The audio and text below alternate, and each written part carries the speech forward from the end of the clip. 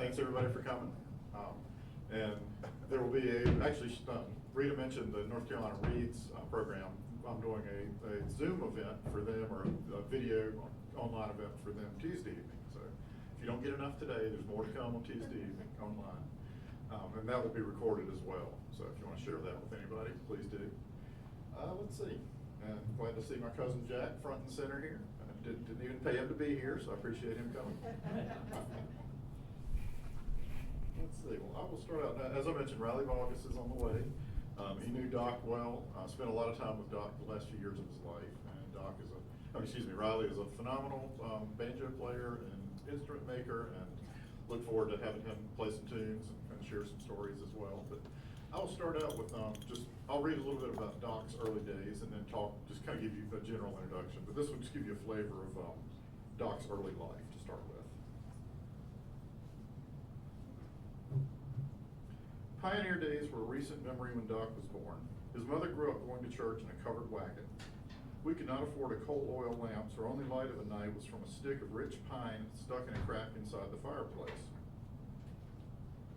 Doc's family lived on a patch of land at the eastern edge of Watauga County in the Deep Gap community, part of the Stony Ford Township. The Watson's house had no electricity or running water. They burned wood for heat and cooking.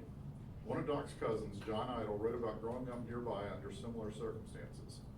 Typical of its time, the house had no insulation, and its clapboard siding had sizable cracks and numerous holes left by knots that had fallen out over the years. Only a blazing fire in the hearths kept Arctic weather at bay in winter. Doc recalled waking up on especially cold mornings with frost on his pillow.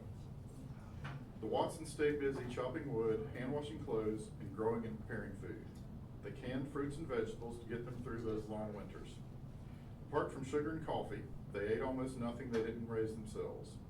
Pigs and cattle supplied meat, as did wild game. Corn provided a homegrown grain. General, Doc's dad, occasionally earned money working at a relative sawmill or on the construction of highways and buildings at the State College in Boone, 10 miles down the road. Both of my parents worked very hard to keep us from starving, Doc said. Doc was born in 1923. Let's see, he was blind most of his life. He was not born blind. He could see for about the first year of his life. And there are different stories about why he went blind. Some of them a lot more plausible than others. Probably the least plausible version is that his mother looked at a blind person while she was pregnant with him, and that made him blind. And the most plausible, that, in my opinion, is that his grandmother was a midwife, delivered all of Doc and his siblings and a lot of other babies in the community, and she would use, I think, silver nitrate drops to ward off infection, and apparently the drops she used on Doc were contaminated somehow and destroyed his cornea. So he still had some light vision up until through his 50s or so he could basically tell if it was daylight or dark outside and that sort of thing. But was effectively blind from about 1 year on. He said he could remember someone waving a handkerchief at him when he was a baby. He could remember what the moon looked like, and that was about the extent of his visual memory. But he's one of the most capable blind people I've ever heard of. He didn't let being blind slow him down very much, obviously, by becoming one of the most famous guitar players in the world. But even beyond that, he was just a master carpenter. He was an electrician. In the 50s, his family, their house had wiring, but it was not very good, so he decided to rewire the house himself. His wife, Rosalie, would kind of point out, should tell him what color a wire was, kind of help him with some basic guidance. But after he rewired the house, someone from the local electrical co-op came out to check behind him, make sure it was safe. And the guy from the co-op said it was one of the best wiring jobs he'd ever seen. So there's lots of stories like that about Doc. He was very good at getting around. Like I said, Boone is about 10 miles from Deep Gap. He would walk along Highway 421 to Boone. One of the ways he would navigate is he would count fence posts. He could tell the air would change, like the wind would change as he passed a fence post. And that would give him a rough idea of how far down the road he was.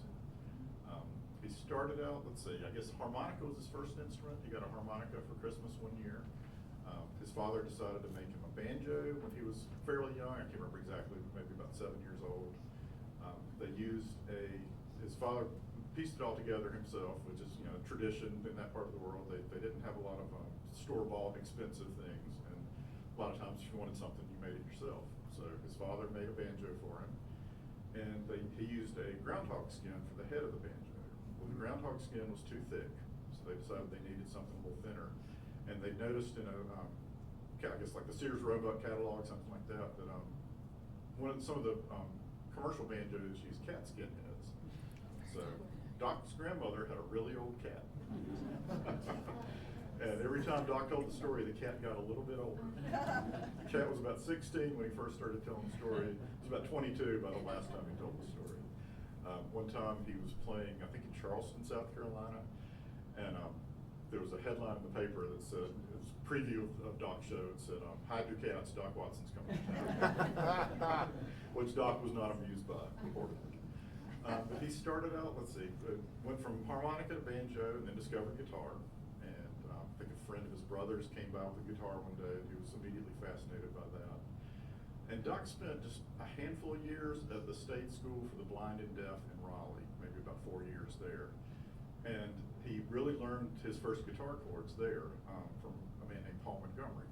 Does anybody here remember the Uncle Paul show on Channel 5 out of Raleigh? That was Paul Montgomery, Doc's friend from the School for the Blind. He had some vision, he wasn't completely blind. But he taught Doc his first guitar chords. They played a show together at the School for the Blind. But it was a bad experience for Doc. He said they were abused. And Ronnie Millsap also went to the School for the Blind, and about 10 years later had a similar experience. It was not a supportive atmosphere, and especially with Doc being interested in traditional music. He said, basically the only music lessons anybody was taking in those days was classical music, and Doc was basically punished for playing mountain music. So that the matron of his, I guess where he lived, the dorm where he lived, slapped him one time after a performance. She thought he was being conceited. She was embarrassed by him playing that music. And right on cue, here comes Riley Baugus. Play for the mountain music. I'll let Riley get set up, and I'll introduce him properly in a few minutes here. Forgive me for being late. That's fine. I told him you had a dead battery. I did. I got here though. You did? I appreciate it. Let's see. But Doc started out playing on the sidewalk. That was kind of his first public gigs, was playing mostly in Boone to start with. Then he expanded from there out to Lenore, Mountain City, Tennessee, just kind of wherever he could make it on the bus or get a ride from somebody and play for coins on the sidewalk. And actually made really good money. I remember him talking about one time that sometimes in Lenore he could make about $50 a day. And this was a time when minimum wage was something like 35 cents an hour. So if you're making $50 a day in that area, you're making really good money. Wow. And he actually used that money to buy a Martin D18 guitar. He had a couple of just kind of cheap, I think a Stella guitar first, and then a Silvertone guitar from Sears were his first two instruments. And neither of them were very, very good guitars. So he had there was a guy, Richard Green, who ran a music store in downtown Boone, and he told Doc he needed a better guitar, and told Doc he would sell him one on installment plan that he could pay $5 a month, something like that. And Doc was able to pay it off in it was supposed to be a year of payments, and Doc was able to pay it off in about 4 or 5 months because he was making such good money playing on the street. From there, he went on to start playing in dance bands. They would play square dances, play VFW halls, that sort of thing. Let's see. He started playing with an older man named Thomas Clarence Ashley, who had actually been played in traveling medicine shows in the early part of the century. One of the shows he was in with Roy Acuff, who went on to become a big country star. And by the 40s, Clarence, was not what his career was not what it had been. He made a lot of records in the 1920s and was a fairly well-known country artist in that era, but not really doing that well by the 40s. So he was doing a lot of things like playing, car dealership openings and land auctions, and he enlisted Doc to start playing some of those things with him.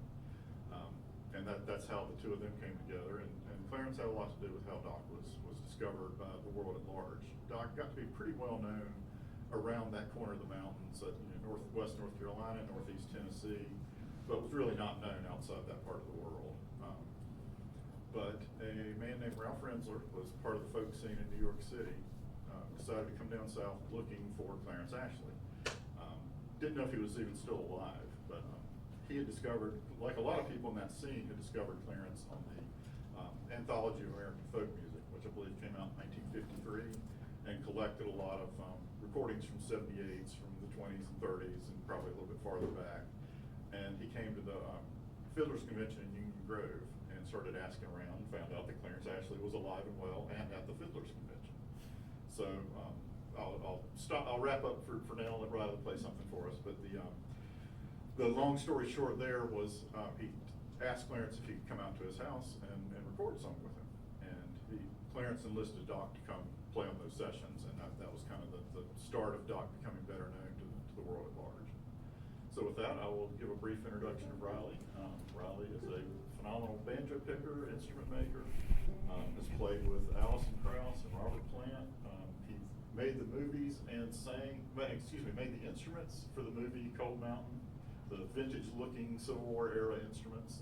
And you sang a little bit on the soundtrack too, didn't you? I did, and I played in it. Okay, Yeah, okay. I played banjo in it. Nice, okay, all right. But yeah, Riley lives just up the road. I live in Greensboro. Riley lives just up the road in Walkertown. Walkertown. Okay. Oh, right there in your hat. On the hat. It's in So, the book. all right. It's not in your book. There you go, there you go. But I will let Riley take it from here, maybe play us a song, tell us a story, tell us a little bit about his relation to Doc. Well, thank you, Eddie. First, forgive me for being late, but when you go out and you press that clicker button and nothing happens, and you go, man, I just changed that battery in that clicker, what's going on? And you go out and you unlock the car and you get in and he goes, like, well, that's not gonna work. And then you go to your jumper box and that didn't work either. So then I had to go get my wife's card and then the jumper cables and the whole, I don't need to tell that story, we've all done it. But here's the story I want to tell. I got to be friends with Doc Watson several years ago. When I was 10 years old, I wrote Doc a letter. And I didn't know his address, I just knew that he lived in Deep Gap, North Carolina. And I wrote a letter to Arthur Doc Watson in Deep Gap, North Carolina, and I never got a reply. I was so mad for 20 years. But anyway, no, I wasn't really mad. I understood that he was a big star and that he didn't have time to answer little boys' questions. But I started listening to Doc when I was about 9 or 10 years old and wore out several of his records and never dreamed that I would ever get to meet him, much less play with him and become friends and have him call me up in my own living room. Every once in a while, the phone would ring, hello there, son. I go, well, hello, Doc. He said, this is Doc. I said, I know. and he'd say, son, there's somebody here who wants to talk to you. And he would pass the phone over to his wife, Rosalie. And then Rosalie would talk to me for about 45 minutes. And then she'd say, well, honey, I reckon I ought to let you talk to Doc here. And she'd just say, here. And you knew the phone was getting passed, well, then Doc was going to talk for about 45 minutes. Doc loved to play music, but Doc loved to tell stories more than anything else. And I would go up and visit him, and we worked with the same booking agent. That's how we first got to know each other. Doc and I would get booked on the same shows, like at the Birchmere in Alexandria, or what's the art museum down in Raleigh, North Carolina Museum of Art. There you go. That's it's in the book. I get it. Yeah, it's in the name. George Holt. See, I know who directed it. So there you go. But we'd go down there and we'd do shows and just all over. We'd end up on the same shows and we'd end up sitting in the green room together, talking and making music and getting to know each other. And then later on I got to do that recording with Robert Plant and Alison Krauss, the Raising Sand recording. And all this just kept coming together and Rosalie eventually her health declined and she had a stroke and ended up in the Baptist Hospital in Winston-Salem, and I would go over and visit her, and I would call Doc every night with an update because he couldn't get down the road necessarily every day to come and spend time with her. So our families got to be friends. I wish that I had a lot more time playing music with Doc than I did, but I wouldn't take anything for the time that I did have Doc on a personal, non-musical basis, just as a human.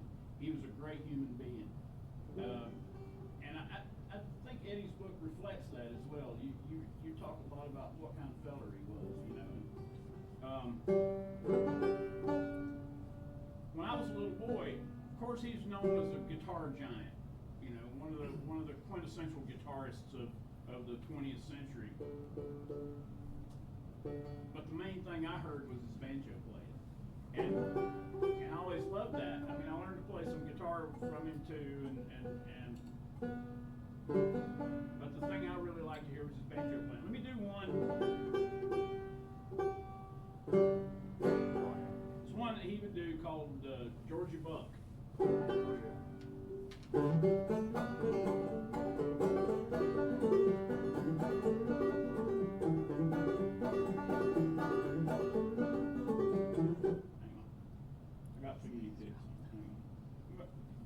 You'll like it better, I promise.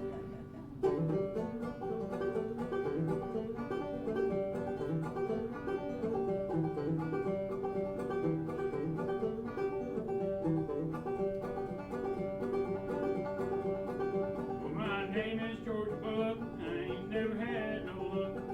Always been treated this way, boys. Always been treated this way. So me and so my, what's gonna become of me?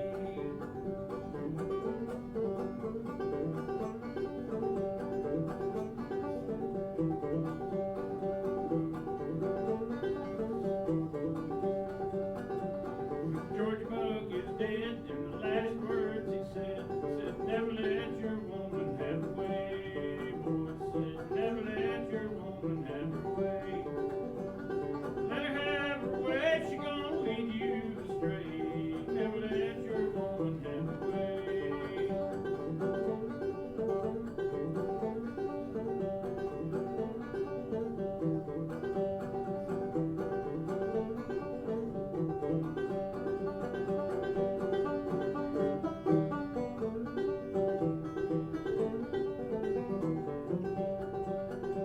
Now George Buck is dead, as he laid on his bed. He said, dig me a hole in the ground, boys. Dig me a hole in the ground. Oh, me and so my, what's gonna become of me?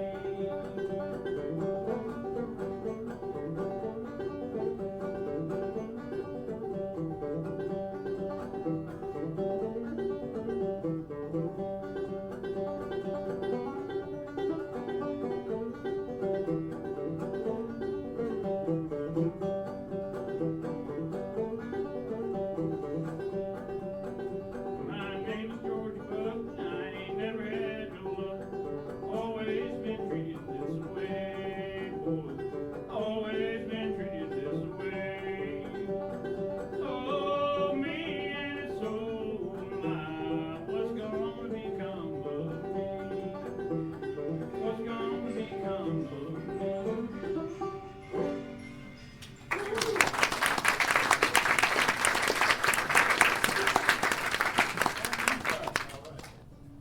Thank you so much, Riley. And I should backtrack just a little bit and tell how Doc got his nickname. His real name was Arthur, and he was doing a radio show in this was a station in Hickory. They were doing a show out of a furniture store in Lenore, out in the front, like set up in the front window of a furniture store.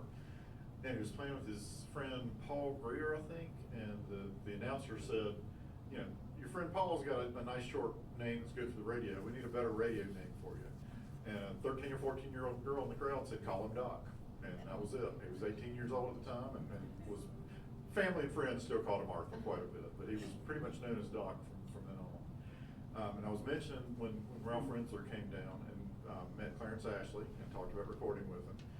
And Clarence asked Doc to come along and help out in the recordings. Well, Doc had not owned an acoustic guitar in about 10 years at that point. He had bought a Les Paul electric guitar in 1953, I think, to play with dance bands because he needed something with some juice to it to stand out over the other musicians and, you know, really be heard in a dance setting. So Doc shows up for these sort of folk field recordings with the Les Paul electric guitar, which was not going to fly. And Ralph tried to talk him into playing an acoustic guitar, and he said, well, I haven't played one in years, I wouldn't feel comfortable doing that. And I'll read a little bit about how things went from there. They were at, I think, at Clarence's house in Shounds, Tennessee, outside Mountain City, and we're going up to his daughter's house in Saltville, Virginia. And this is all, Doc grew up kind of where North Carolina, Tennessee, and Virginia all come together. So none of this was too far apart, but they headed out from Clarence's house to Saltville, and I'll take it from there.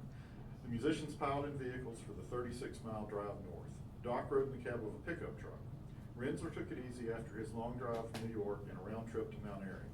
He sat in the pickup's open-air bed, wind scuttling around him on a hot, humid, late summer day. He pulled out someone's banjo and started picking hoedowns. After a few minutes, the pickup made an unscheduled stop. Doc climbed in the back and said, "Let me see that banjo, son." He ripped off some of the best pure mountain picking imaginable, Rensler wrote. Those are the first few tunes I had ever heard him play, and I knew immediately that a man who could pick a banjo as Doc did would understand what kind of music we were in search of. Rensler and Doc covered a lot of musical and conversational ground as Highway 91 rolled beneath them, winding past tin roof barns, cow pastures, country churches, split rail fences, and little white houses. Doc played a batch of old-time songs, including a local variation on Tom Dooley. Rensler brought a copy of the Anthology of American Folk Music to give Ashley as a way of making clear to him why I understood his importance. He read Doc a list of the performers and songs. To my astonishment, he was familiar with many of them, having heard the recordings, and some of the performers themselves in his childhood, and having known others as neighbors. Rensler, 26 years old, talked about how the old songs had found new life on college campuses. Doc was only 11 years older than I, but this was his living tradition. The men had a lot to learn from each other. I came to understand Doc's sense of family and community culture. Doc immediately understood that his community's disinterest in old-time music was not characteristic of the rest of the nation. By the time they got to Saltville, Doc and I were good friends, Rensler said, and it was agreed that the electric guitar would go unused that day. And yeah, in the mountains, the traditional music was kind of old news by the late 50s, early 60s. People wanted to hear they wanted to hear rock and roll, they wanted to hear the hits, and it was only in places like Greenwich Village and Chicago and Cambridge, Massachusetts, that the folk music was really kind of a hot item. The tradition, kind of one thing that sort of launched the folk revival was the version of Tom Dooley by the Kingston Trio, which was a #1 hit in 1958. People in I think Doc's grandmother knew Tom Dooley and the other characters in the song. This was, as Rensler said, this was part of Doc's family tradition, living tradition in his community. And so I'll kind of jump around a little bit here, but they did the recording with Clarence Ashley, put out a record called Old Time Music at Clarence Ashley's, and then they did some recordings at Doc's house, and just it kind of snowballed from there. Rensler produced several records for Doc in New York. He started getting really popular in the folk scene, started playing folk festivals in places like Chicago and Los Angeles and Berkeley, California. And one of my favorite stories, which I think got cut from the book, I was talking about earlier about Doc playing the Les Paul guitar. I interviewed John Sebastian from the Love and Spoonful, who was part of that folk scene in New York. And he told me that I'm not sure if it was the Spoonful or an earlier band of his, but they had played at the Gaslight in Greenwich Village the night before and left their equipment. Came back the next day to pick their equipment up, and Doc was there setting up for his show that night. And Doc found out that one of them had a Les Paul. And he said, "Let me see that thing." He took the Les Paul and ripped into How High the Moon by Les Paul and Mary Ford, which is quite a guitar workout. It's kind of like an Eddie Van Halen song from the 50s. You really had to be a good guitar player to pull that off. And so Doc finished up, handed the guitar back, and said, "Don't tell nobody I know how to play that." Because it didn't fit the folk tradition. That was one thing Ralph Rensler did, was try to encourage Doc to sort of simplify his sound a little bit, not play all the dance songs, all the pop hits, all the jazz standards. Doc had a very wide range of musical interests, and Rensler wanted to present him as a little more of a rustic, a little more of a mountain man to kind of sell him to the folk community at first, at least. He told him, you can play all that other stuff later, but let's start off with this stuff. Riley, you want to do another one for us? Sure. So how many of you would have ever thought that Doc Watson was a contrived act. I mean, he seems like this good old boy from the mountains of North Carolina, from the northern Blue Ridge, and suddenly we find out that he really just wanted to be a rockabilly guitar player, you know, and that's what he did. I mean, he played guitar, and to sit around and talk to him about that stuff, and he would regale you with stories about all those days and how he said, "Oh, son," he told me one time, he said, "Son," he said, "everybody calls me a bluegrass guitar player." He said, "I don't know that I've ever played a note of bluegrass in my life." He was not a bluegrass guitar player. He was not an old-time guitar player. He was an all-around guitar player. And Doc Watson listened to everything. He loved listening to the radio. He loved listening to records. And he heard this fella named Merle Travis. Ooh. And a Tennessee boy who played this sort of fingerstyle guitar.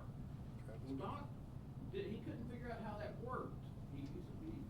So he listened and listened and listened, and he was also a big fan of the Delmore brothers.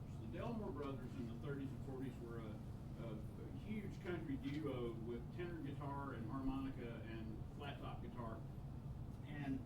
But all the lead that the Delmore brothers played, they played on the tenor guitar, which is a 4-stringed instrument. And so they're just playing the melody line on that instrument, and the guitar's doing the rhythm backup behind. Well, Doc figured out by listening to Merle Travis that you could do both. So probably his best known song is the Deep River Blues. And he kind of started it out like this. He said he worked for a long time just playing that. And it was a song by the Delmore brothers called the Big River Blues. And being the entertainer that he was, he said, well, big doesn't sound as good as deep. Of course, here in North Carolina, we got the Deep River over there in Randolph County.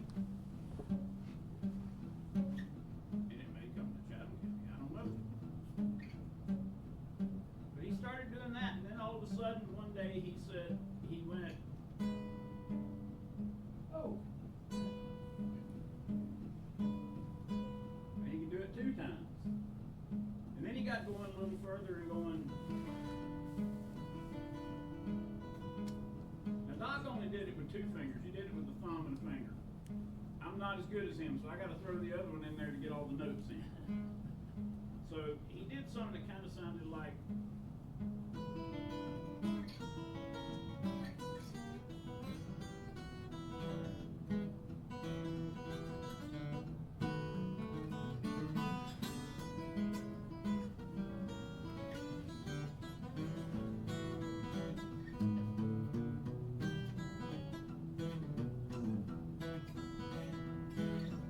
Let it rain, let it pour, and let it rain a whole lot more, 'cause I got them deep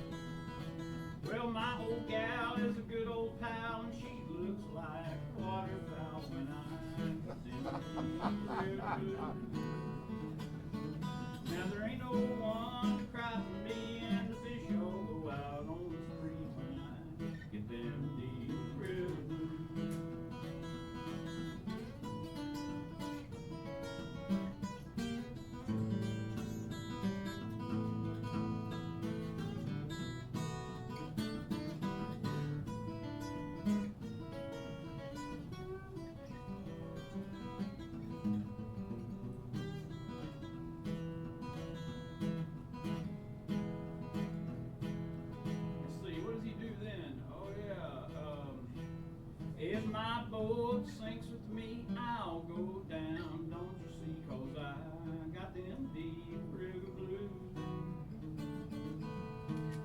Now I'm gonna say goodbye, and if I sink, just let me die, 'cause I got them deep river blues. Let it rain, let it pour, and let it rain a whole lot more, 'cause I got them deep river blues.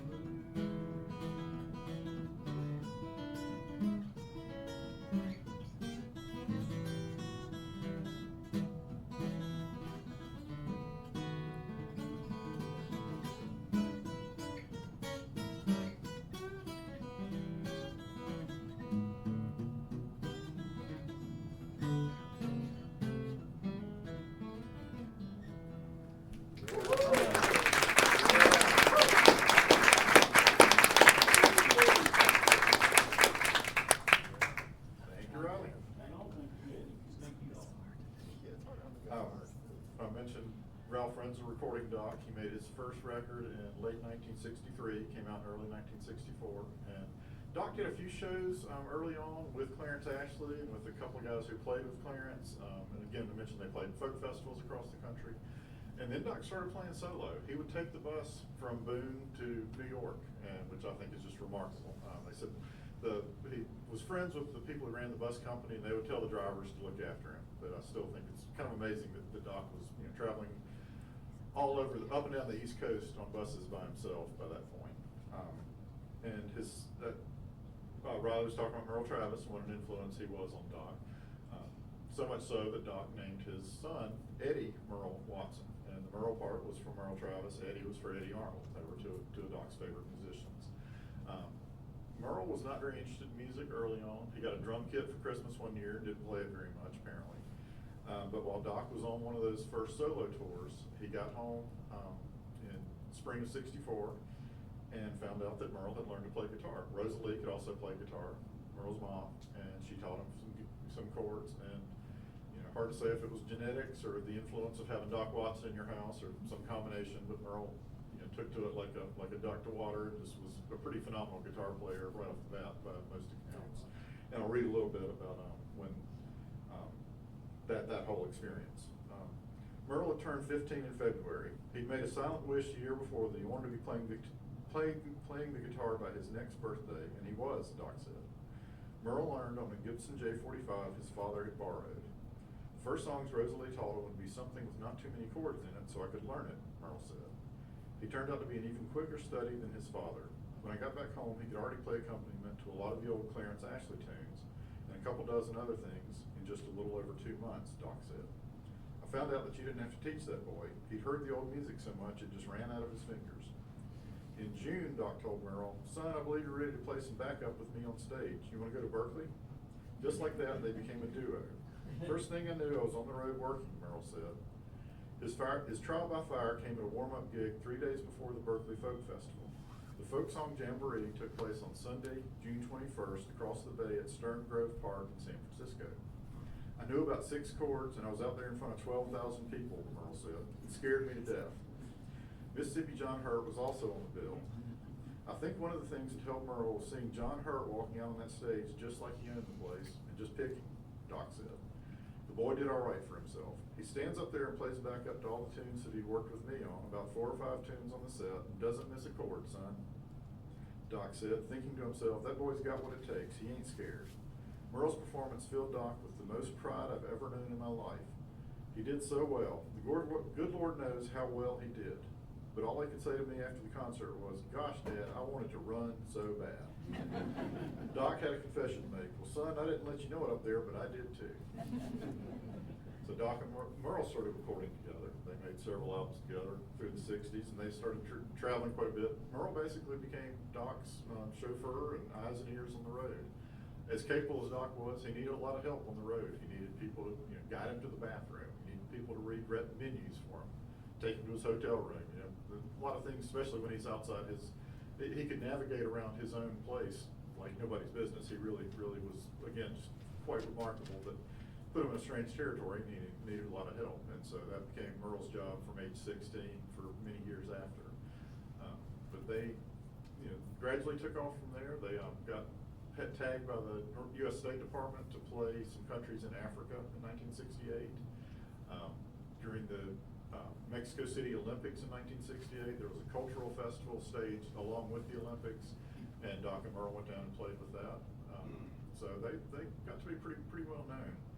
But kind of as the 60s wound down, early 70s, rock and roll kind of took the place of the folk revival. Folk revival really died down quite a bit, and Doc and Merle weren't as popular, starting to suffer a little bit in terms of audience turnout for their shows, record sales, and that sort of thing. But something came along in 1972 that really turned things around, and that was Will the Circle Be Unbroken album by the Nitty Gritty Dirt Band. And this was an era when country musicians and rockers did not have anything to do with each other. The Byrds did a country album in 1968 called Sweetheart of the Rodeo, and all but got booed off the stage when they played at the Ryman Auditorium in Nashville. They said people in the audience were tweeting at them, making fun of their name. So when the Dirt Band decided to do this album with some veteran country musicians, it was pretty unprecedented. And Earl Scruggs, I think, was the first person they brought in. And Earl was playing with his sons by this point, doing a little more of a progressive kind of bluegrass. And Earl was more on board with it than the average country star at the time. Earl talked Doc into doing it, and they ended up getting Merle Travis, Mother Maybelle Carter, Roy Acuff, got kind of a who's who of veteran country stars to come in and record with them. They recorded in Nashville and put together a really big set. It was very kind of organic recording. They left in a lot of the studio chatter. Did a lot of the performers' most famous songs, like Doc did a version of Tennessee Stud, and they put out, I think, a 3-record set, pretty elaborate package that became a really big hit, kind of a surprise hit. The record company didn't want to put it out, but Doc and Merle's star really rose again after that. They became much better known. A lot of people told me that was how they discovered Doc Watson, was from Will the Circle, Ricky Skaggs included. I would have thought somebody like Ricky Skaggs would have known about Doc for years before that, but that was his introduction, like a lot of other people, to Doc's music. So that became, sort of set the stage for them for the next 10 years or so. And I'll pass it back to Riley if you're ready to play another one for us. I just did a show Saturday night, and went on right after John McEwen. Oh, there you go, from the Dirt Band. From the Nitty Gritty Dirt Band, Yep. and he presented me with an award. It's at the Charlie Pool Festival. Oh, very nice. And I was presented the Lifetime Achievement Award from the Charlie Pool Festival. Congratulations. Thank you. If I'm not mistaken, you were elected into the Bluegrass Music Hall of Fame recently as well. Is the Blue Ridge Music Hall of Fame. Yeah. Not the Bluegrass. Oh, did I say Bluegrass? Blue Ridge, sorry about that. Blue Ridge. Yeah. Yeah, I don't know that I've ever played a note bluegrass. No, I never played bluegrass in my time. Not intentionally, it was totally by accident. That's my story and I'm sticking to it. So Doc Watson, that whole, I got to talk to John a little bit about that whole Will the Circle Be Unbroken project, and he still remembers it like it's yesterday. Of course, he doesn't remember what happened this afternoon, but that happens to all of us, I'm afraid. My memory's not what it used to be. But anyway, John was very complimentary of Doc and loved having him be part of that project, and we talked a little bit about that over the weekend. But Doc, I want to tell you a little bit more about what kind of fella he was. He loved his wife more than anything in this world. If it came down to music or Rosalie, he would have given up music in a minute. And everybody thinks that was his main love. Well, he did love making music, but he loved Rosalie more than anything else. His sweet little honey. They were married, I don't know how many years, but they had never been apart except when Doc was on the road. And as I said earlier, Rosalie had a stroke. And she was funny. She said, I went up to see her after she'd had her first stroke, and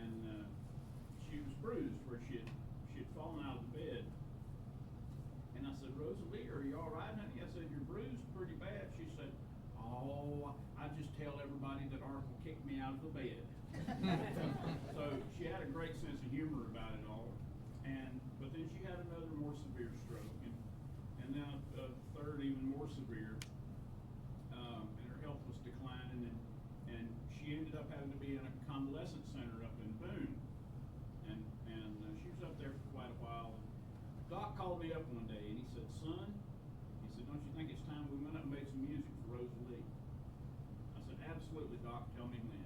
"Well, what are you doing Wednesday?" "Okay, I'm coming. I'm coming up to make music for you at the nursing home." "Okay." So go up and meet him, and we go over to Boone to his favorite restaurant, the Mountain House in Boone, his favorite place to eat. Well, we went and we ate. He had the menu memorized. He knew what they had, what he wanted. But went up there and ate lunch, and then went up to the hospital there and sat with Rosalie for a couple hours. And it was a great day. And he told me before we went in there, he said, "Now, son, we're not playing any." He called everybody son. He said, "Son, we're not playing any sad songs." He said, "I don't want my little honey to be sad." I said, "All right, Doc, we'll play happy tunes." So we played mostly fiddle tunes all afternoon. Didn't really play any songs. We just played fiddle tunes, banjo and guitar. And it was a lot of fun. We had a good time. And Rosalie she couldn't speak much, but when I walked in the door, the visitor, she said, "Honey, honey, honey, Riley Baugus." And I knew she was all there, you know. She wasn't able to talk the way she wanted to, but she was aware of everything. And she enjoyed those songs we played, or those tunes we played that afternoon, and enjoyed the time that she got to spend with me and Doc. And it got on time for us to need to leave. And I just stepped on out of the room and let Doc have some personal time with her. He said goodbye to her and came on out. And we went out and got back in the car. And he said, "Son," he said, have you seen my statue?" I said, "Statue? What do you mean, Doc?" He said, "Yes." He said, "They put a statue of me up, bronze statue over on King Street in Boone." Said they've been after me for a long time to put it up, and I wouldn't let them. Said, but finally I told him, I said, "Well, you can put up a statue of me if you put a plaque on it that says Doc Watson just warned the people." Because he didn't think of himself as the amazing Doc Watson, the magnificent Doc Watson, the incredible Doc Watson. Doc Watson, world's greatest flat deck guitar player. No, he thought of himself as Doc Watson, just some guy from down here in Deep Gap. But we all know that he wasn't. He was sort of a superhero when it came to playing music. But he's kind of a superhero as a human too. I said, "Sure, let's go on over and look at your statue." So we went over there and parked up and got out, and there's a bronze statue of Doc Watson holding one of those Gallagher guitars that he liked to play, but it was a cutaway model. So it had this part cut away so you could play up the neck, you know. So Doc's sitting there, and the statue's sitting there as Doc playing the guitar, and it's on a bench. It's positioned on a bench on King Street. And Doc goes and sits down next to himself. And he put his arm around himself and he said, "Hello there, old son. It's mighty good to see you." Which, that brings a chuckle. That I'll guarantee you. When you see it real live, especially. Now this is like 3 o'clock, 3:30 in the afternoon in Boone, North Carolina, downtown. There ain't nothing going on. I mean, it's a small little mountain town. All the activity in town's happening over at the university at App State. So there's nobody downtown. We were literally the only people on the street until Doc Watson sat down next to himself.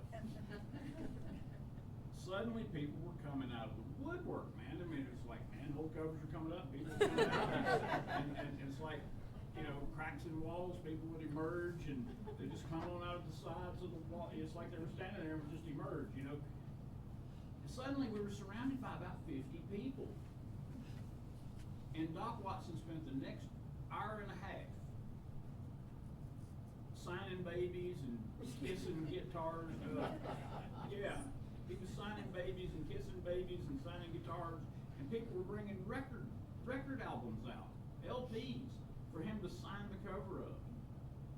And they were all telling him stories about what he had meant to them, and how he'd changed their life with his music, and how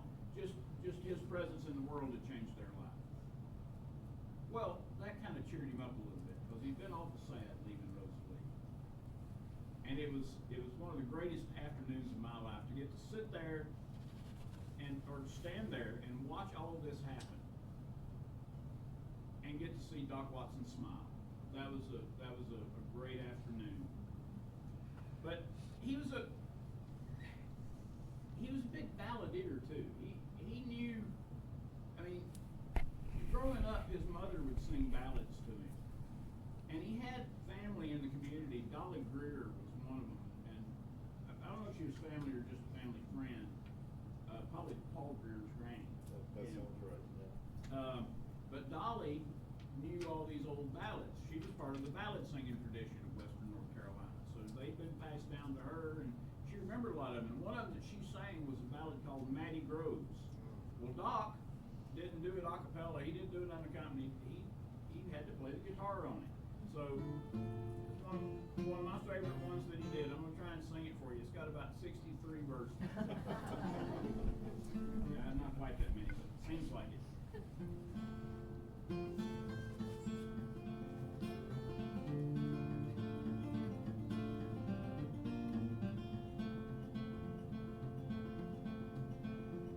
Was on high holy day, the very best day in the year. Little Matty Groves had gone to church, holy words for to hear, holy words for to hear. Well, the first to come down was dressed in red, and the second one dressed in green. And the third to come down, Lord Daniel's wife, just as fair as any queen, as fair as any queen. Well, Matty Groves says to one of his men, see the fair one dressed in white. Although she is Lord Daniel's wife, I'll be with her tonight. I'll be with her tonight. Well, the little foot page was standing by, heard every word that was said. And he said, Lord Daniel shall know tonight before I go to bed, before I go to bed.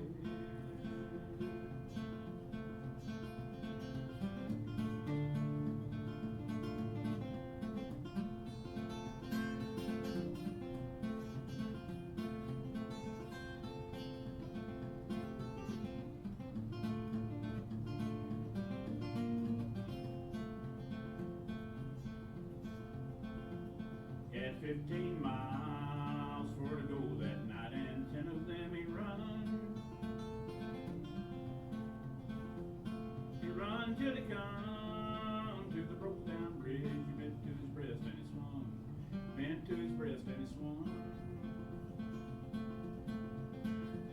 And then he swung till he come to where the grass is green. Took to his feet and he run. Then he run till he come to the Daniel gate, rattle at the bells and he run, rattle at the bells and he run. What news, Lord Daniel says, what news to me have you brung?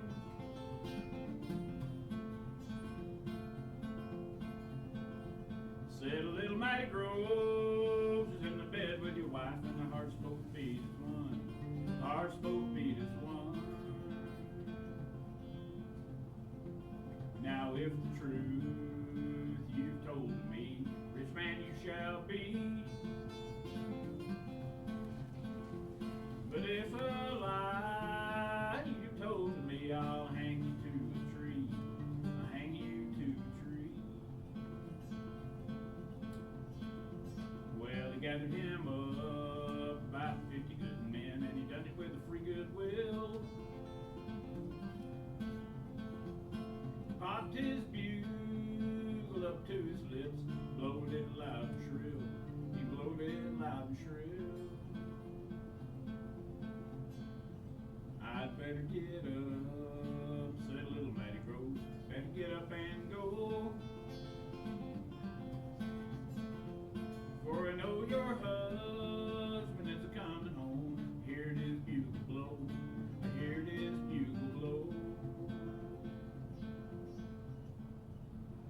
down, my precious one. Lay down and go to sleep. For it's only my father's shepherd's home. He's calling for his sheep. He's calling for his sheep. So they laid down together again, and they soon were fast asleep. When they woke, it was broad daylight. Lord Daniel at their feet. Lord Daniel at their feet. Get up from there, you naked man, and put you on some clothes. For I never intend for to have it said, naked man I slow, let a naked man I slow. Well, give me a chance, said little Matty Groves, chance to fight for my life. For there you have two very fine swords, me not as much as a knife, me not as much as a knife.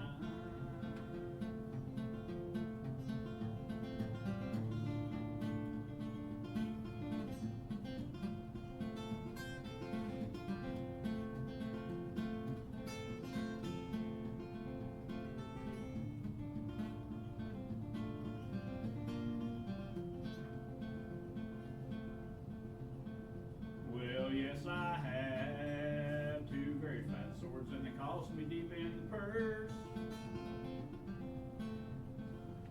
Said you will have the finest one, and I will take the worst. I will take the worst. And then Matty Groves struck the very first lick, and he wounded Lord Daniel's sword.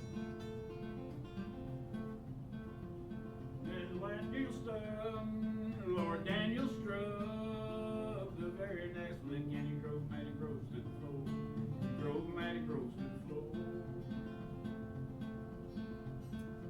Then he taken his lady by the hand and set her on his knee. Said, which do you love the best, little Matty Groves or me? Little Matty Groves or me? Very well I like your rosy cheeks, very well I like your chin. The better I love little Matty Groves than you and all of your kin, than you and all of your kin. You can dig my grave on a pretty green hill, dig it wide and deep. You can put little Matty Groves in my arms, Lord Daniel's at my feet, Lord Daniel's at my feet.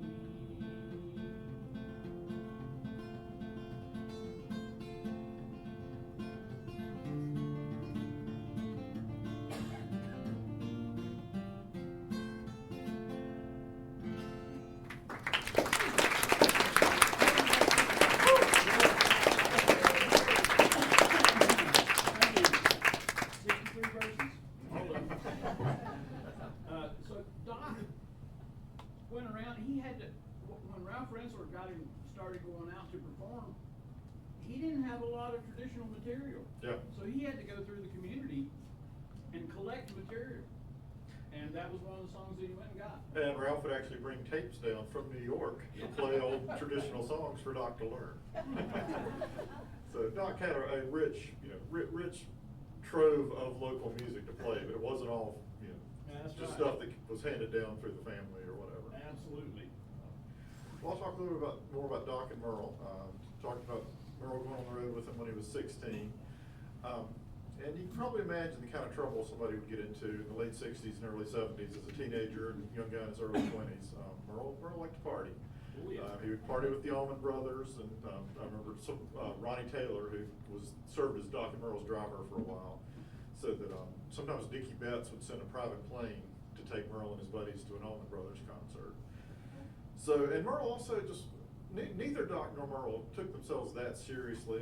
As Riley said, Doc didn't consider himself the great Doc Watson. He said that he would have been probably an electrician or a carpenter if he had not been blind. If he'd been able to see, he would have chosen a different career. But music was a way he could support his family, so that's what he did.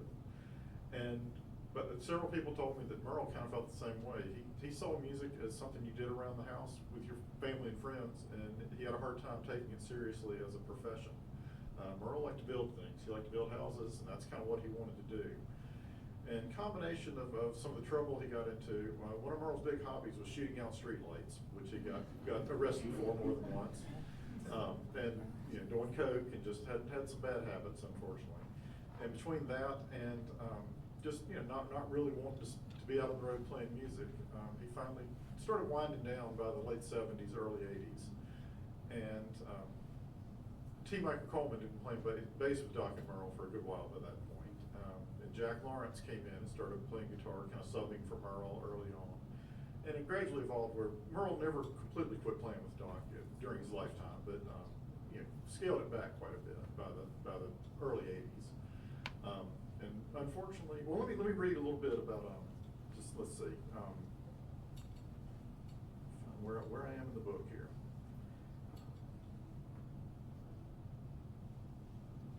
Oh, here we go. Yeah, Merle spent most of his teens and early 20s juggling marriage and fatherhood with life on the road as Doc's right-hand man.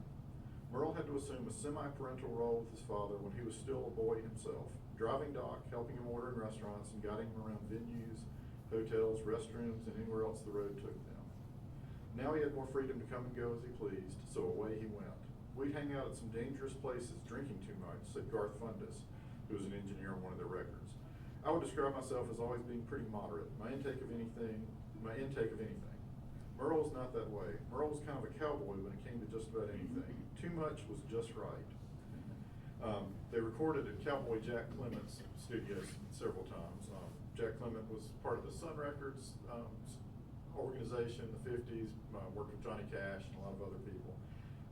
Friends of Clement, including Johnny Cash and Waylon Jennings, could often be found around Cowboy's studio complex. Merle gravitated toward the wild ones. Ronnie Taylor remembered a time when Merle was partying in Clement's studio with Jennings and Scotty Moore, Elvis's old guitar player. They asked Clement if they could borrow his car to go out to lunch. They took the car and never came back, Taylor said. They said they was down in New Orleans, got all fucked up, shooting out red lights. For some country artists, it was a way of life. They called it roaring, said Jim Isbell, who was a drummer who played on some of their records. If you weren't in a fight or drunk, you weren't a country music singer. It was the weirdest thing, but Merle took it to a whole nother level because it was more than drinking. So, unfortunately, Merle came to a bad end. He had apparently cleaned up quite a bit by the mid-80s, but got pretty drunk one night and was doing some woodworking. A piece of wood went into his arm. He knocked on the neighbor's door trying to get some help to get bandaged up, and the neighbor didn't come to the door, either not at home or just didn't answer. So he got on his tractor and went up a driveway, very steep driveway across the street to another neighbor's house. Somebody took me out and showed me the driveway's about like this. It's extremely steep. Goes to the neighbor's house. Neighbor bandages him up. They drink a bottle of wine. Merle had already been drinking. Split a bottle of wine. Merle goes back down that driveway about 4:30 in the morning in the dark. The tractor flips over on top of him. And unfortunately, that was the end of Merle. And it hit Doc and Rosalie extremely hard. I talked to the owner of, Blue Evans, who owned a studio called Studio in the Country in Louisiana, where Doc recorded an album. And he had lost a child, I think, had a daughter that died of cancer or something like that. And Blue said that anytime he and Doc got on the phone, they agreed they would not talk about their dead child first thing, but it always came up eventually. And Rosalie took it extremely hard. I think the emotional toll on Rosalie of Merle's death led to a lot of physical issues, heart attacks, and Riley was talking about her having some serious strokes. I think Merle's death had a lot to do with her poor health as she got older, unfortunately. And Doc announced his retirement right after Merle died. He had been threatening to retire for a few years. He's probably in his early to mid-60s by that point. But after a couple of weeks, he realized that was not going to work for him. He couldn't just sit around at home, mourning Merle. He had to get out and do something. So after about a month, decided to get back out on the road. And one thing that really helped Doc get over, or cope with the grief, I guess is a good way to put it, was Merlefest, which didn't start out as what it became. B. Towns, who worked at Wilkes Community College, started out wanting to do what was described as a garden of the senses at Wilkes Community College.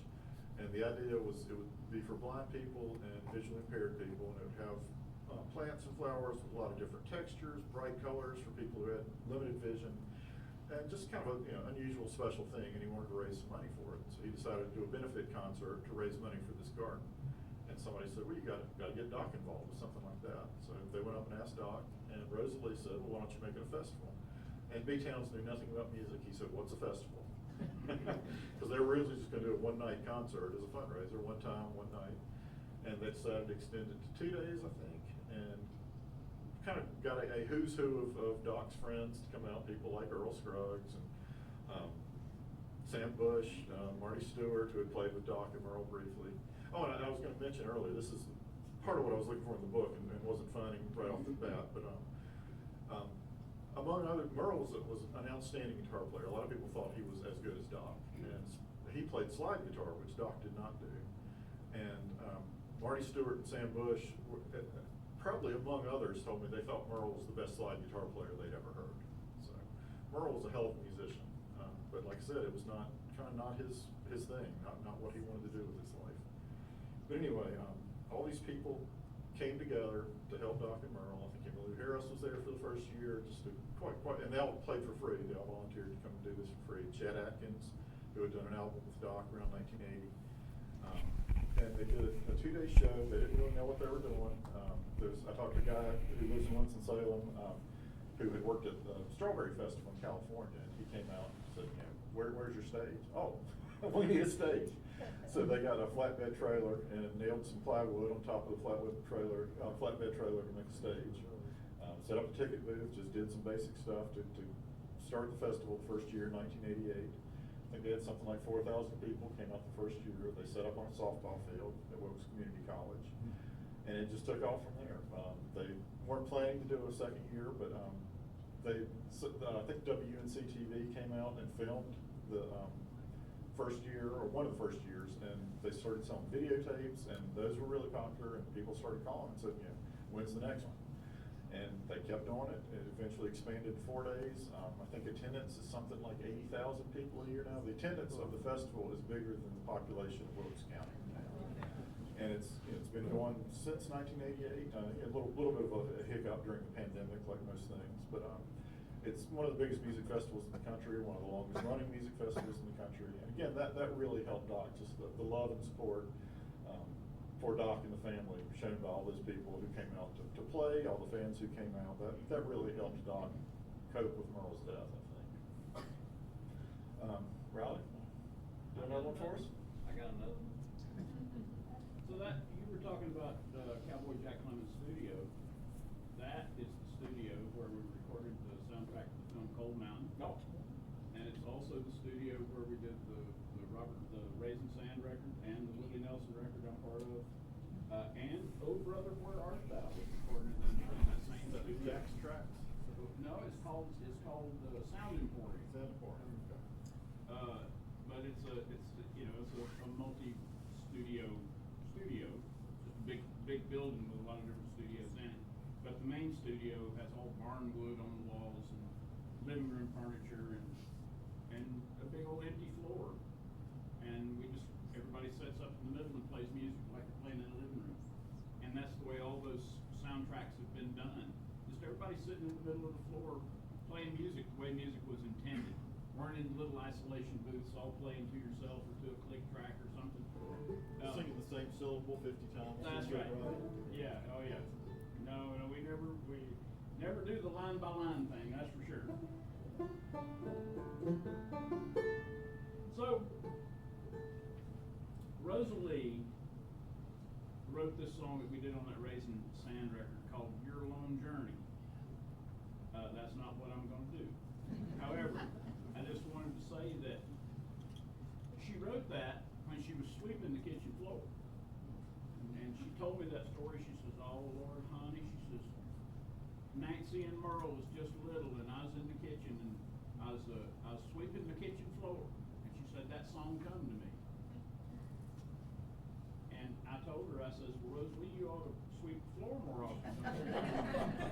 She said, oh, like, yeah, but she smiled. She knew I was just messing around. But when I would sit and talk to her, most of the stories that she would want to tell me were about Merle. Merle, that I had, at the time my beard was red, it was before it went white. And so I got a pudgy face and a red beard. I reminded her a lot of Merle, and in a way that made me feel good, but then in a way it made me feel bad because there's part of that made her sad, and I didn't want to make her sad. But they would tell stories about Merle and how he hated blue jays because blue jays would take over other birds' nests. So one summer he shot 21 of them down. You might not ought to kill all them birds. No, them birds are bad. So Merle would take care of those blue jays. And so he was a crack shot, a marvelous woodworker, a great guitar player, great slide guitar player. He was an awesome banjo player. Never sang a single word. Never sang once. Barely spoke on stage. Oh, he wouldn't even talk on stage. Yeah, somebody said that one time they yelled, Merle, say something. He just said, ain't a whole hell of a lot to say. Well, Doc never had that problem. Doc always had something to say. And I think I inherited a little bit of that from him. But, so I want to do you this song that I learned from Doc that he recorded on this old record of just him and the guitar and him and the banjo. And it's the record where we get the song As I Went Down to the River to Pray. Anybody ever heard that? That's not the lyrics. It's As I Went Down to the Valley to Pray. It's an old sort of primitive Baptist song, and to make it fit the film Oh Brother Where Art Thou, they kind of changed. There was a baptism scene, so let's put that song in there. Let's call it As I Went Down to the River to Pray. So that works, and that's what everybody knows it as now. But speaking of rivers, if you find yourself in an old ballad and you're a woman, don't go near the river. Because something bad's about to happen. Typically, there's one ballad that Doc sang, and everybody does. It's called Down in the Willow Garden. The lady was poisoned, stabbed, and drowned. He was adamant about making sure that she wasn't there to tell the tale, right? But I'm going to sing you one that Doc learned from his mother when he was a little boy, called Katey Morie. And in this one, the woman prevails. I can't say that no one was harmed in this ballad, but because we don't really know at the end what happened. But we know that she came out on top at the end.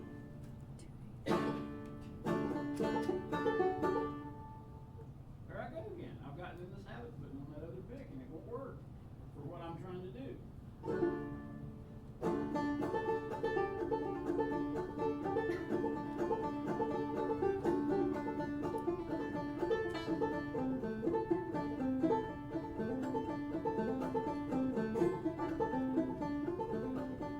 Come all you fellas from far and near and listen to my story. Gonna tell you about the plans I made for Miss Katey Morie, Q-Rottleneck, P-I-A-A-I-O.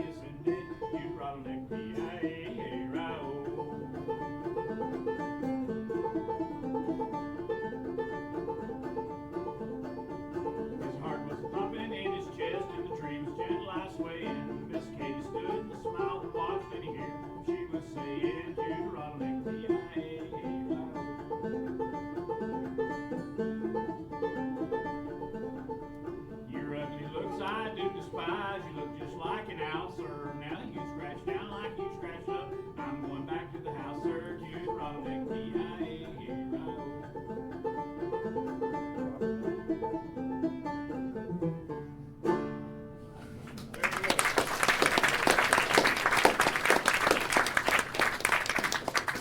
Doc said when he was a little boy, said his mama would be trying to get the housework done, and said when he was blind, so he was just always at her feet, holding on to her, the hem of her dress.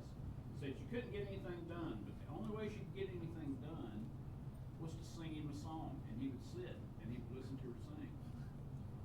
So she figured out early on that Doc liked music. So it started him down a path, didn't it? Yeah, he said one of his first memories was sitting on his mother's lap in church when he was about 2 years old, and listening to people singing a cappella in church. Yep. Why don't you talk a little bit about Doc's guitar style?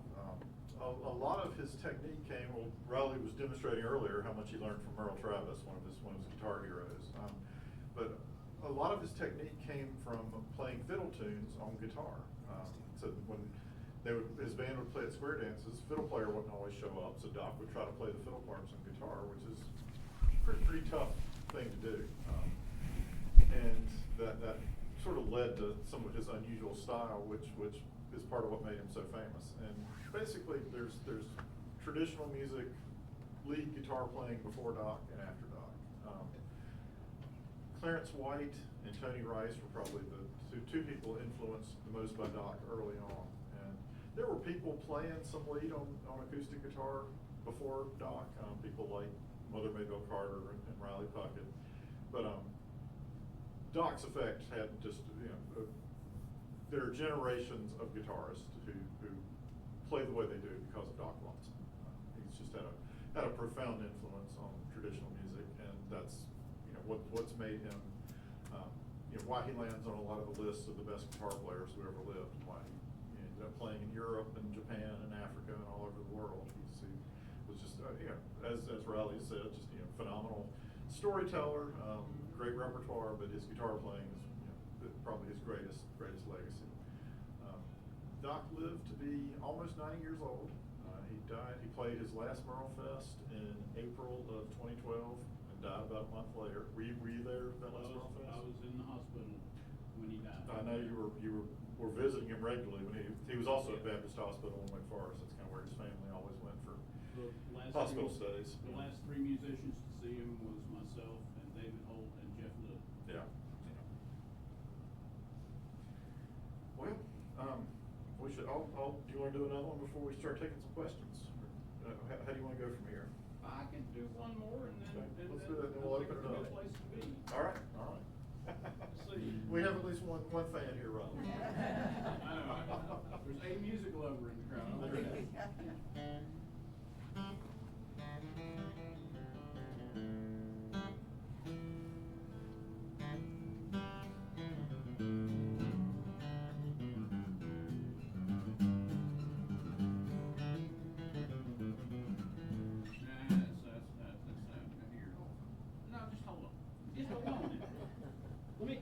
Let me do it the way I do it. I was about to try and do something that I've never done before. This is not the place to do that. So, but I can do this. This I got.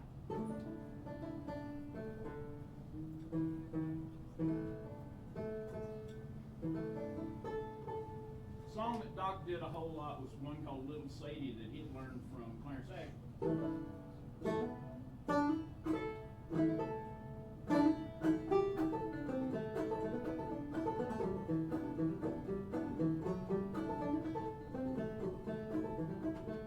Well, one night, made a little round, met a little Sadie, and I mowed her down. Went back home, got into bed, 44 pistol under my head.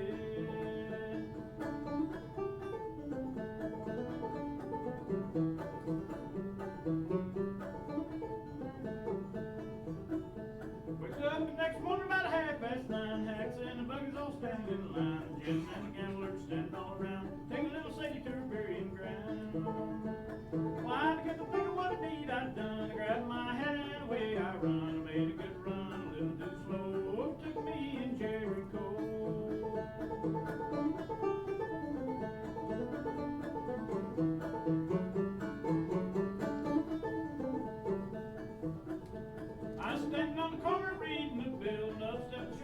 Thomasville. It says, young man, ain't your name Brown? Remember the night shot Sadie down?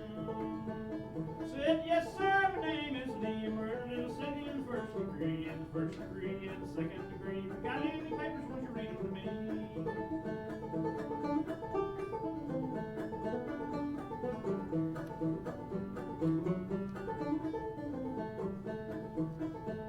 Took me downtown, dressed me in black, put me on the train, started me back, crammed me back in that Thomasville jail, and I had no money for to go to my bill.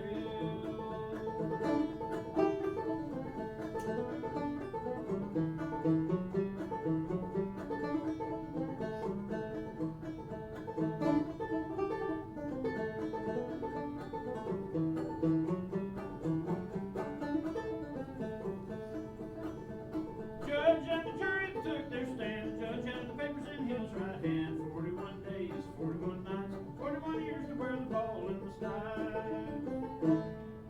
Yes, great.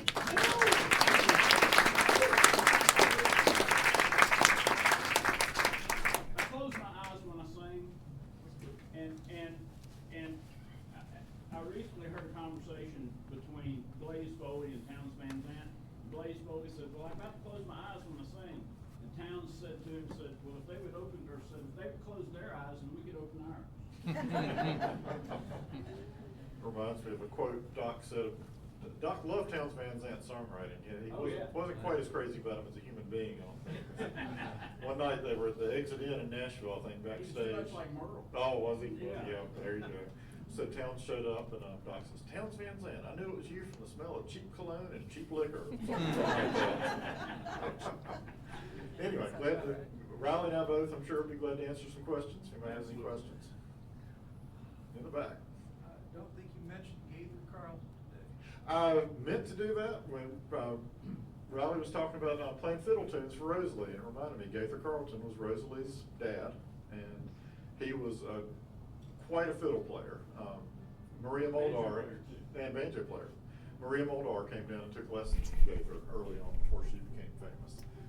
Yeah, he let's see, like I said, he's Rosalie's father, and would travel with Doc to New York sometimes to play. And let's see, you could probably talk a little bit more about Gaither's technique than I can, Riley. Got anything? And you mentioned him being a banjo player. Well, yeah, Gaither was a clawhammer banjo player. As most of the people in that region of the mountains of North Carolina were. And clawhammer is when you hold your hand in the shape of a claw and you hammer down. So he's where Doc actually, well, a combination of Gaither and probably Clarence Ashley recordings is where he got that song that he made famous, Ramblin' Hobo, that he played, and it just sounds like.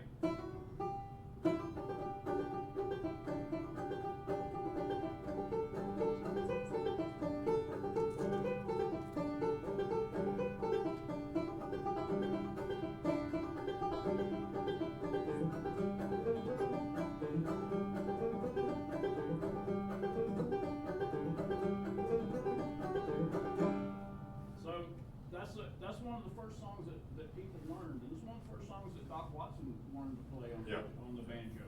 And Doc loved Gaither because they all played music together. You know, they were he knew he'd found the perfect woman when he found Gaither.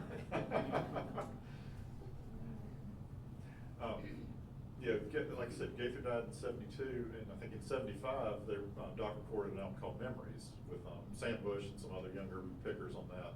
And Sam played fiddle on it, and Sam Bush told me that Rosalie told him that his fiddle playing on that record made her cry because it sounded so much like her father's playing. He was a nice smooth fiddler. Yeah. He didn't have sort of a shaky, rocky bow like we tend to think of as old time fiddling. He was a smoother bowed fiddler, in my opinion. Other Always questions? in my opinion. In one's opinion. Other questions?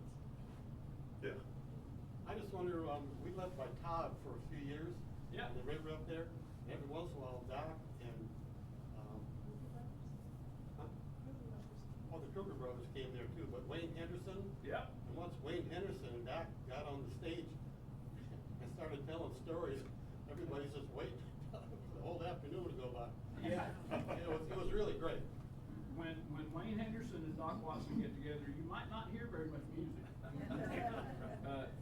knows more jokes than any human being I've ever met in my life. And Todd is where, I think it's called North Star Studios. Doc started recording there in the 1980s. He did at least 2 or 3 records there. He really liked being able to record closer to home and not having to go places like New York and Nashville to record. Other questions? Was Doc known to give guitar lessons that much? Because when I was a kid, growing up in Gastonia, my brother was more of a Gaston Tech, you know, which was like Gaston College. Uh-huh. And he brought over a guy from the Boone area, his name was Ronnie, who learned how to play guitar from Doc. That might have been Ronnie Taylor, who I was quoting earlier. Wouldn't be surprised. I don't remember the last name. This guy taught me while with flower. Yeah, yeah. Doc, I remember somebody saying Doc said he felt like he didn't have the patience to do lessons. And I think, you know, part of it was just, I think the issue of sort of teaching sighted people and him being blind, I think he felt like that was a little bit of a hindrance to being able to make sure kids were doing things properly, that sort of thing. Did you ever hear about him teaching lessons? I can add to that, having visited and learned from many of the old folks who are considered to be sources in the mountains of North Carolina and southwestern Virginia, and Doc Watson being one of those people. None of them were very much on teaching you the way we think of currently as a lesson. You would not go and say, and they wouldn't say, okay, now you take your index finger and you put it on the 2nd string of the 1st fret. Now you're going to strike that string and slide. That was not what a lesson was. You know, it was, Doc, can you show me how to play that tune?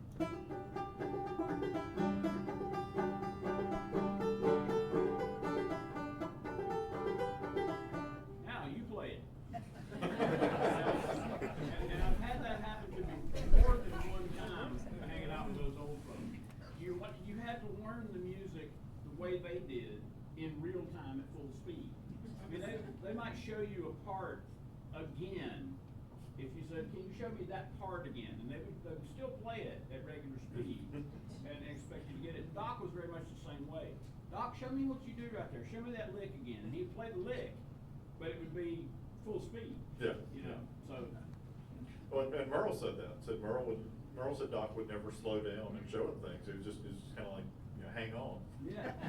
And T. Michael Coleman said the same thing about playing bass with Doc and Merle. So, you know, there was no like sitting down and going through rehearsals and what do you want to play? It was just, you know, they just started playing and he just had to figure out where to jump in. When Andy Taylor asked Briscoe Garland, or Briscoe Garland asked Andy Taylor if he had his guitar with him, he said no. He says, well, how many strings are you used to, Sheriff? He said, well, I got 6 on mine. And Briscoe said, well, here's one of the 5. Just let your thumb hang free.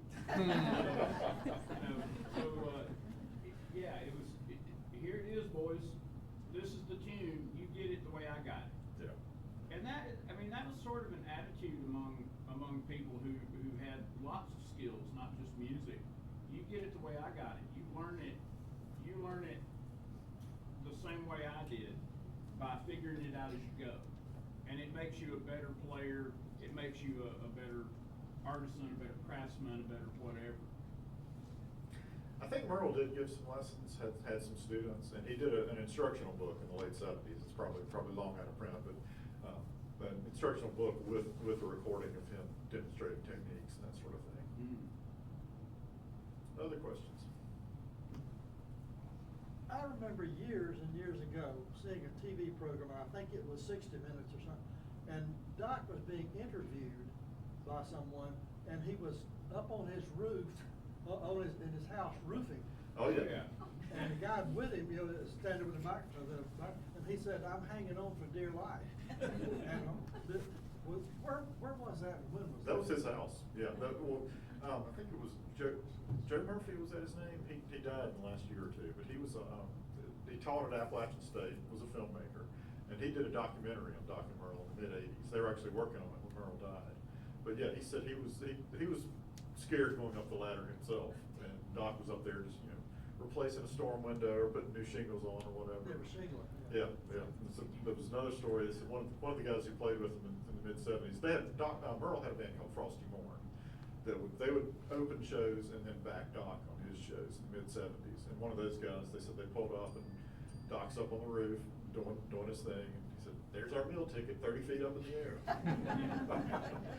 But yeah, like I said, Doc didn't let anything slow him down. And yeah, I'm trying to remember. I don't remember the name of that documentary off the top of my head, but I'm pretty sure it's out there on YouTube. It's not hard to find. There's also a documentary. A BBC camera crew came over from England in 1976 and did, I think it's 3 Days with Doc is the name of that. I actually talked to a guy who worked on that.